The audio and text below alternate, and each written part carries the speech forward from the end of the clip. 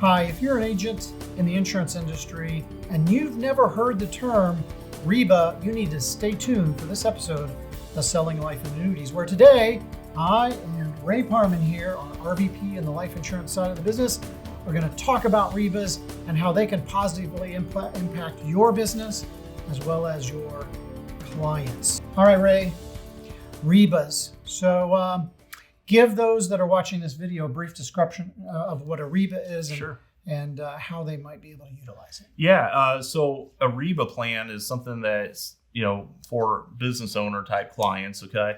It's really just a Section 162 bonus plan. One of the more easier plans to comprehend, at least for myself. But with a Section 162 plan, the beautiful thing for the employer is that they get tax deductibility when they bonus the employee money to pay for the life insurance policy, but they don't have a whole lot of control over what the employee does with that life insurance policy. So the REBA, which is a restricted endorsement bonus arrangement, basically gives a little bit of control back to the employer. All right. So when you first started your description, you mentioned 162 plans, right? So 162 refers to what? It's just a tax code that just kind of defines basically, how money is treated when a employer goes to essentially, put said money into that life insurance policy for a key employee. So it's really the tax treatment of the premium, right? Yeah. So, and then you also mentioned a restricted endorsement. So dive into that a little bit more deeply with those watching the video and what the mechanics are of that and where the advantage perhaps to the business owner is in that type of an arrangement. Yeah, so just to kind of give you a quick backstory, the reason why this has become so prevalent is just, with COVID and the market the way it is, we've kind of had that great resignation. There's people jumping ship for other companies, so we have a very, very competitive employer-employee environment. So employers are looking for opportunities to reward and retain key employees. Okay.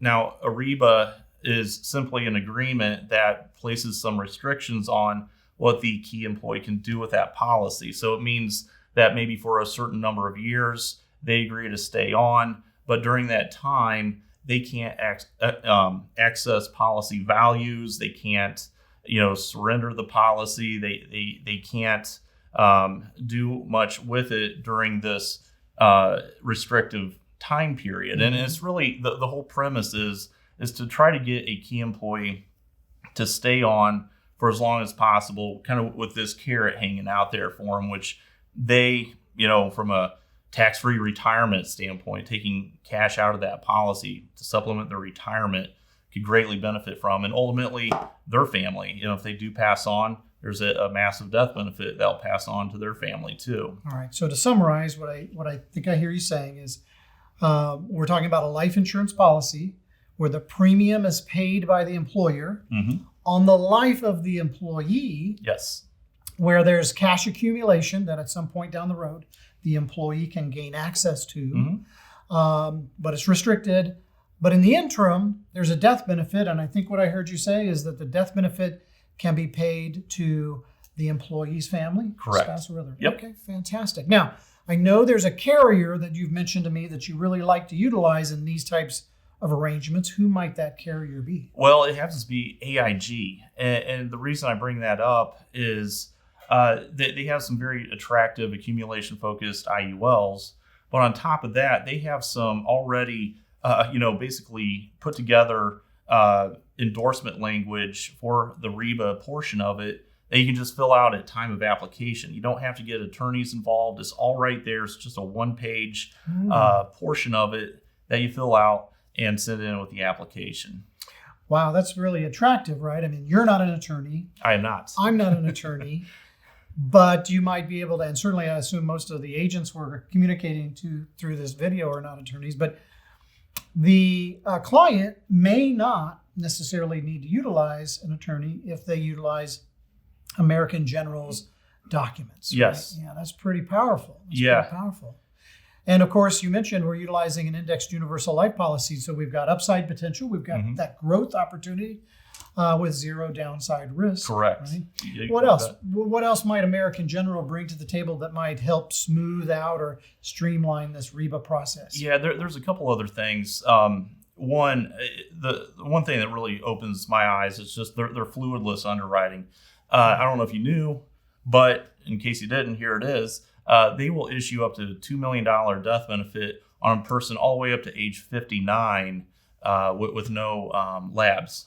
Wow. Yeah, it's just a very nice transactional situation. And I kind of think to myself, that plays really well into this kind of sale, because a lot of times maybe we're carving out maybe 2, 3, 4, 5, executives that we want to roll a plan out like this, and we can get this in place quickly. Wow.